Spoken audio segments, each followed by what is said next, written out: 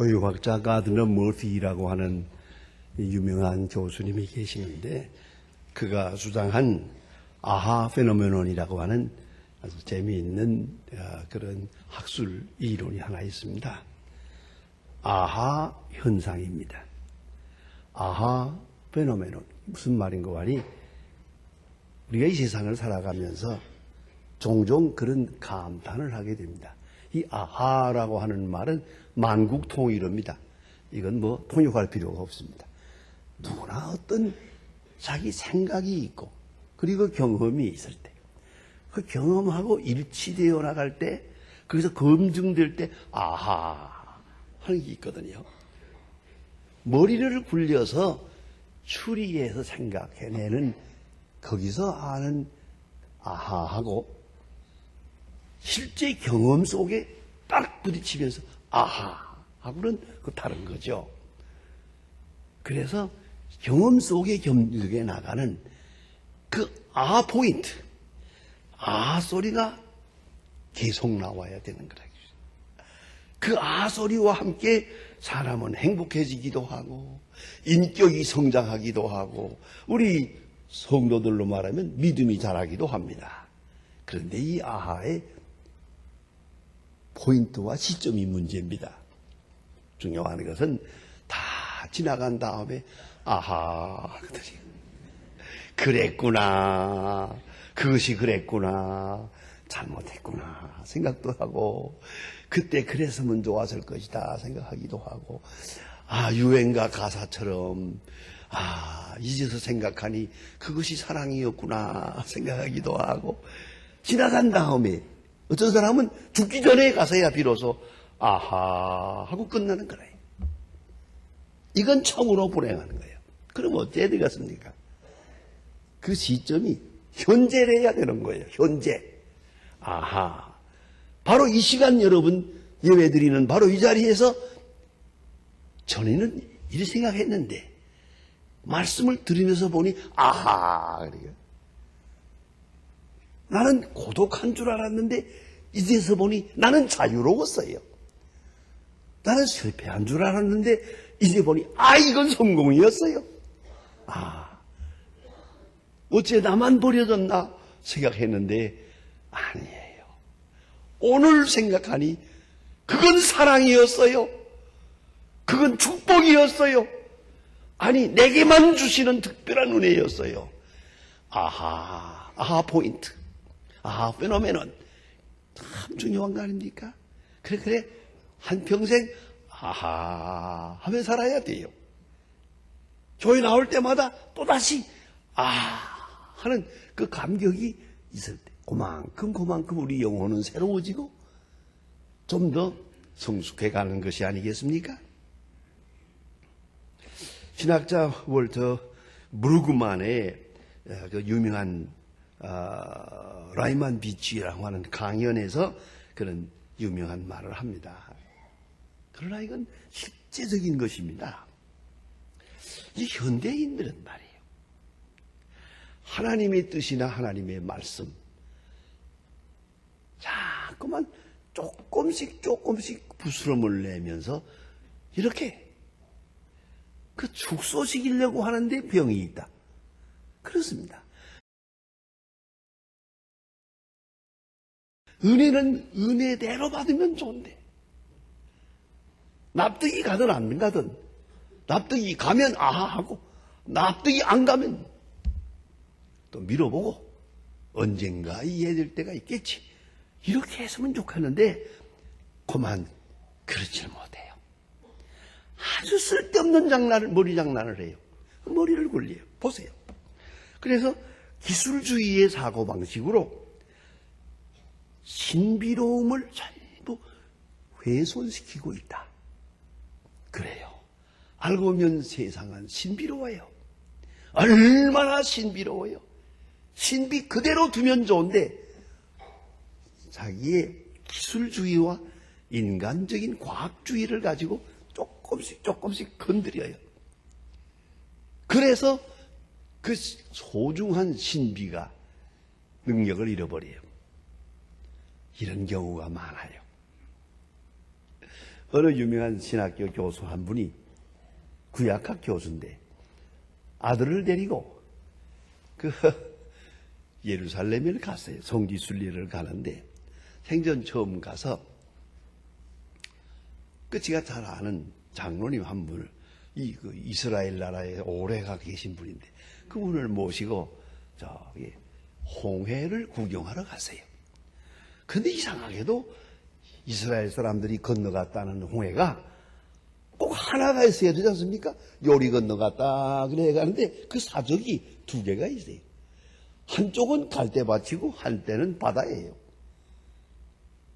물이 철철 넘치는 홍해 바다고 한쪽은 절벅절벅 갈 수 있는 갈대밭이에요. 이 두 곳이 있어요. 그 참 이상하죠? 이 두 곳을 다 구경하고 나니까 그 신학자가 하는 말입니다. 자기 아들에게 봐라. 어떻게 저 바다를 건너갔겠냐? 요 갈대밭으로 절벅절벅 이렇게 건너갔구나. 이제서 내가 알았다. 그랬단 말이에요. 그랬더니 아들아이가 하는 말이 아빠 잘 생각해 보세요. 그러면 애국 군대가 어떻게 빠져 죽었죠? 아버지가 큰 망신을 했어요. 성경을 믿으려거든 그대로 믿어. 몽땅 믿어야 오히려 설명이 됩니다. 고다음 설명이 되지. 요걸 부스럼을 내서 요거는 기술적으로 요거는 과학적으로 요거는 뭐 어떻게 이렇게 되면 성경의 소중한 진리가 그만 공중분해되고 말아요. 생명력을 잃어버려요. 이게 현대 교인들의 문제예요. 그냥 믿어. 뭘 거기다 대고 인간적인 머리를 굴리려고 합니까? 그럴 거다 안 그럴 거다. 요거는 저럴 거다 저건 저럴 거다.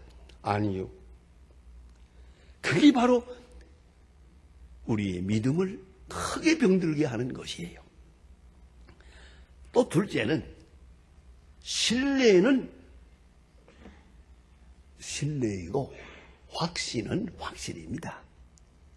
그런데 여러분 신뢰라고 하는 것 믿고 신뢰한다 할 때 그거 다 알고 하는 겁니까? 여러분 식사할 때마다 영양가를 따지고 먹는 겁니까? 그냥 먹는 거지. 믿고 먹는 거지. 사람을 사귈 때 다 알고 사귈 겁니까? 죽을 때까지 연구해 보세요. 같이 사는 제 남편도 모르면서. 그렇잖아요. 사람 모릅니다. 아무리 꼬집어보고 아무리 같이 살아보세요. 뭐 알아봐야 되고 만나봐야 되고. 우스운 얘기지만 옛날 어른들은 결혼할 때 얼굴도 안 보고 결혼했거든요. 어른들이 막 해라 하면 했거든요. 그 우스운 얘기예요. 한경직 목사님 여름방학 때 집에 갔더니 웬 여자가 하나 와 있더래요. 그 아버지 하는 말이 네 마누라다 데리고 살아라. 그 끝났대요. 결혼식도 없어요. 옛날에 그렇게 살았는데 얼굴도 안 보고 결혼했어요. 그 다음에 그 말도 안 된다. 얼굴이라도 봐야지. 이게 재미있어요. 우리 누나가 얘기하는데요. 와서 얘기할 때 문구멍 뚫르고 이렇게 들여다봤대요. 그리고 산다고 했대요. 자, 이거 보세요. 만나도 안 보고 하나? 그 다음에 또 사귀어도 안 보고 하나? 그랬죠? 요새 젊은이들은 그렇게 말 안 해요. 살아보지도 않고 사나 그래요. 그래 살아보니 알더리야 이거예요. 다 말짱 헛거예요. 여러분 이거 잊지 말아야 됩니다. 이 애슈런스라는 것이 과학적 지식에 근거하는 게 아니에요. 그러니까 신뢰해야 하는데 신뢰라고 하는 소중한 것이 내 경험에서 나오는 게 아니거든요.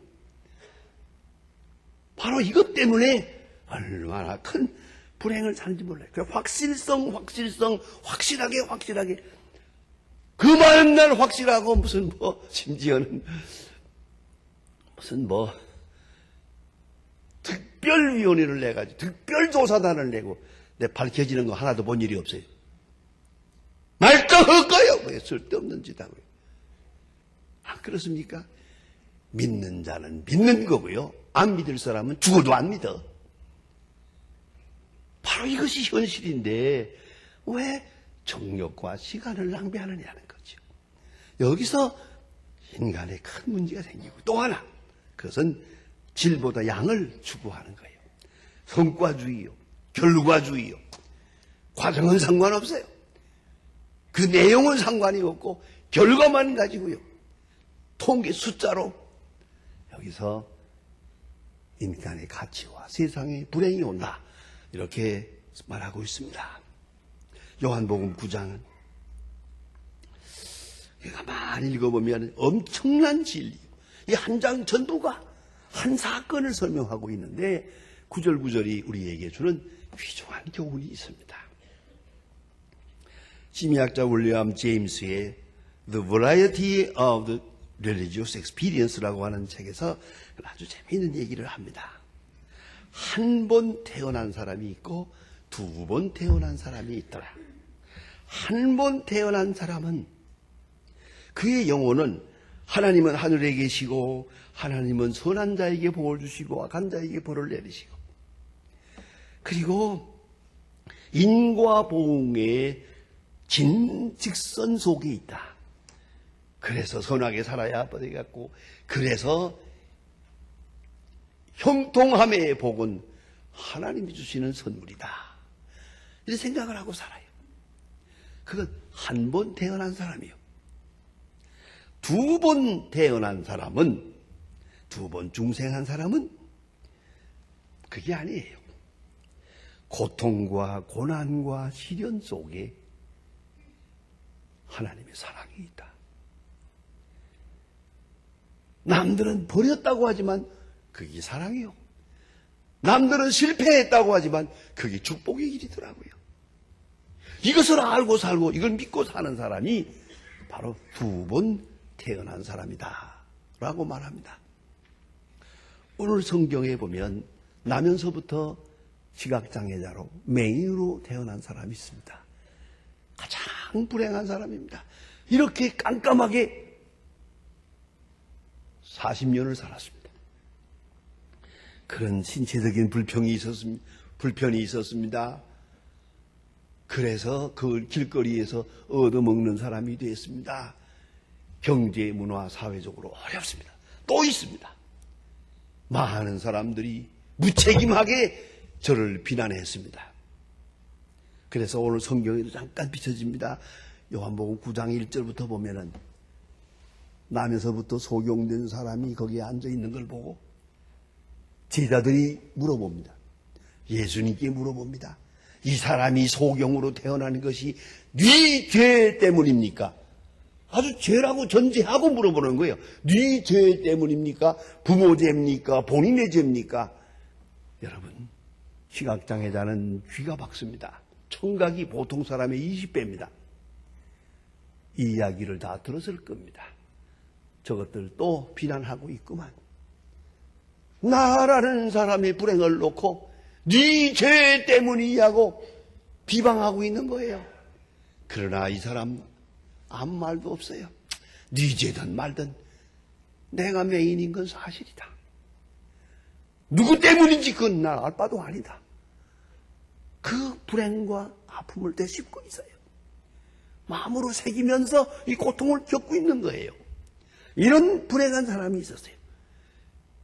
그런데 주님께서 이 사람을 만나주세요. 본인이 예수님께 내 눈을 뜨게 해주세요라고 기도한 흔적이 없어요. 다만 이 사람을 보시는 순간 엉뚱한 말씀을 하세요. 난 아무리 생각해도 이건 좀 이해가 잘 안 되는 부분이에요. 보세요.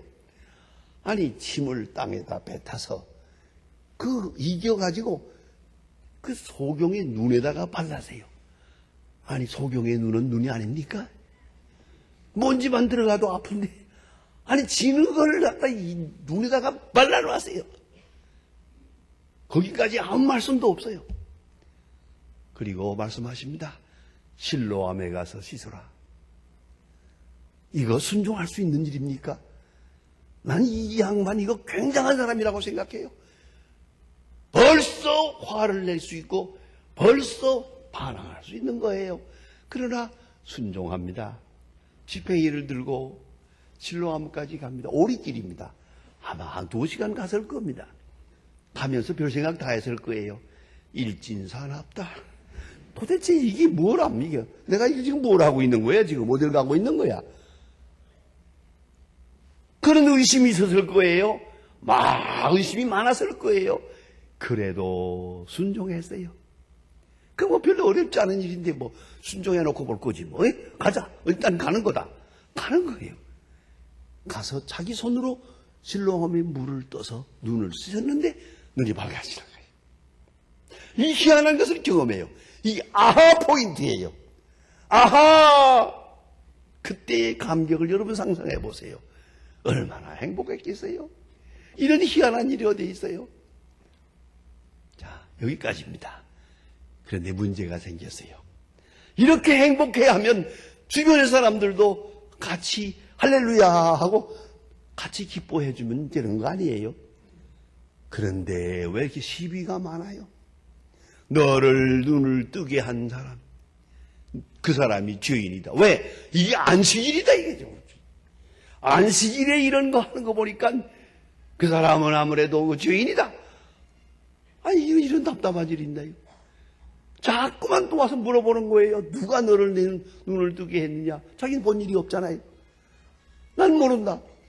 누가 내 눈을 뜨게 했느냐? 너 그 사람 죄인인 거 아느냐? 너도 죄인이다. 또 그도 그럴 것이 시각장애자가 막대기를 들고 다니는 건 죄가 아니에요. 안식일에도. 그러나 눈 뜬 다음에 막대기를 들고 다니면 죄예요. 안식일 범한 거거든요. 아이고 여러 가지로 시비를 벌입니다. 이 사람 눈 뜬 것 때문에 어려움을 겪었어요. 그냥 어려움이 아니에요. 출교당했어요. 쫓았다는 말이 출교입니다. 출교를 당하고 나면은 당시 법으로는 누가 때려 죽여도 사형죄가 성립이 되질 않습니다. 그렇게 무서운 거예요. 출교를 당했어요. 이 사람의 부모까지 괴롭혔어요. 자, 어쨌든 눈 뜬 거는 참 감격한데 아하 하나님 감사합니다 하고 싶은데 왜 이렇게 시비가 많아요? 왜 이렇게 비난이 많아요? 견딜 수가 없게 됐어요. 그때 예수님께서 만나주십니다. 그것이 오늘 본문의 내용입니다. 네가 메시아를 아느냐? 예. 자, 내가 눈을 떴습니다마는 나를 눈을 뜨게 한 자가 누군지를 모릅니다. 내가 믿고 좋아하나이다. 여러분, 눈을 뜬다고 하는 굉장한 기적은 경험했습니다. 문제는 그 의미가 문제입니다. 그것이 무엇을 말하는지를 모릅니다. 이것이 누구로부터 온 것입니까? 그 깊은 영적 의미를 모르기 때문에 이 사람은 이 많은 시련을 이길 수가 없었어요. 그래서 쫓아냈다 하는 말을 들으시고 예수님께서 이 사람을 만나주십니다. 만나주시고 고맙게 만나주시고 내가 그러라. 주여 믿고 좋아합니다. 이미 이적은 경험했어요. 그것이 문제가 아니에요. 나와 함께 한 자가 누굽니까? 내 눈을 뜨게 한 자가 누굽니까? 그를 만나고 싶습니다. 믿고 싶습니다. 그래요. 우스운 얘기입니다만은 얼마 전에 제 아들 곽여선 목사가 생일이 됐는데 생일이 되니까 그 아이들이 아버지께 생일 카드를 써보내더라고요. 생일 카드를. 아버지 고맙습니다. 축하합니다. 생일 축하합니다. 이렇게 나름대로 그 초등학생들이 글을 썼어요. 그래서 아버지를 기쁘게 하려고 카드를 썼는데 그 중에 하나 그 모세라는 아들아이가 손자아이가 쓴 편지를 내가 보고 얼마나 웃었는지 모릅니다. 뭐라고 썼는 거 아니에요? 아버지 종종 내 편을 들어주어서 감사합니다. 그게 실질적인데요. 보세요. 어머니가 잔소리가 많거든요. 아무래도 어머니는 이래라 저래라 저래라 이러는데 아버지가 듣다 못해서 그만하지 자기 편을 들어주는 거예요. 너무 좋은 거야, 이게. 예? 그거 포인트가 너무 아름다운 거예요. 오늘 예수님, 이 사람 편을 들어주었어요. 그 눈 뜨고 나서 그 괴로움 당하는 걸 만나주시는 거예요. 내가 믿고 싶습니다. 믿어라! 내가 그라. 이렇게 말씀해 주십니다. 여러분, 이미 말씀은 들었습니다. 실로암에 가서 씻어라. 말씀을 듣고 의심도 했습니다. 생각도 많았어요. 그러나 순종했습니다. 순종했더니 더 확실한 말씀으로 말씀해 주십니다. 모르고 순종했는데 이제는 알고 순종하도록 해 주십니다. 여러분, 나는 몰랐습니다. 그 사건 속에 하나님의 경륜이 있는 것을. 사실 좀 더 깊이 생각하면 이 사람이 40년 동안 캄캄하게 시각장애자로 장님으로 살았습니다마는 그 사건이 있었기에 오늘 같은 축복을 누리는 거 아닙니까? 하나님의 경륜이 그 속에 있었고 하나님의 축복이 그 속에 있는 걸 이제서 알았습니다. 말씀이 들려올 때 그렇게 충만한 가운데 순종한 거 아니죠. 그러나 그렇게 부족하게 허물되게 불확실하게 순종했지만 하나님은 그를 귀히 여기시고 이제서 큰 복을 주십니다. 내가 믿고도 하나이다. 주여 그분을 믿고도 하나이다. 고난 중에 나와 함께 하신 분 믿고도 합니다. 고난 중에 내게 말씀하신 분 계속 내 양심을 두드려 주시고 내 영혼을 두드려가며 내게 말씀해 주신 그분 이제 만나고 싶습니다. 고난 중에서 나를 당신의 길로 인도해 주신 분. 그 고난의 사건이 아니었다면 오늘 내가 아니거든요. 그 엄청난 사건 속에서 나를 이 길로 인도해 주신 그 하나님, 그 예수님 만나고 싶습니다. 정말 만나야 됩니다. 주여 믿고 싶습니다. 그래서 오늘 예수님 그에게 말씀하십니다. 너와 말하는 자가 그니라. 확실하게 만나주십니다. 여기서 그는 용기를 얻습니다. 아하 포인트의 극치를 경험하게 됩니다. 어떻겠습니까? 출교관이 맞아 죽어도 상관없습니다. 그는 행복했을 것입니다. 그렇게 살아가는 것이 그리스도인입니다. 지금 바로 내 앞에 계시는 주님, 그리고 내게 말씀하십니다. 주를 만나는 순간 내 생에 새로운 의미가 생기고 새로운 의미의 생을 시작할 수 있는 것입니다. 주여 내가 믿고자 하나이다. 주님 말씀하십니다. 믿어라. 기도하십니다.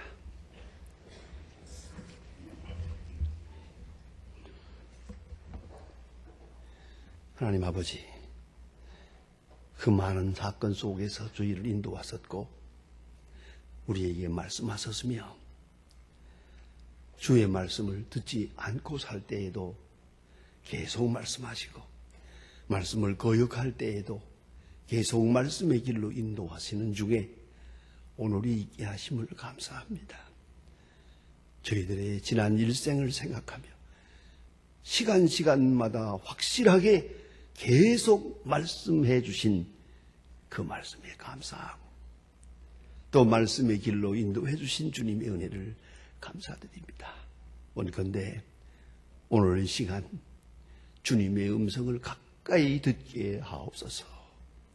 그리고 주님의 얼굴을 배우며 주의 음성을 가까이 들으며 그 말씀에 응답하며 살아가는 확실한 믿음의 사람들 되게 하여 주시옵소서. 예수님의 이름으로 기도합니다.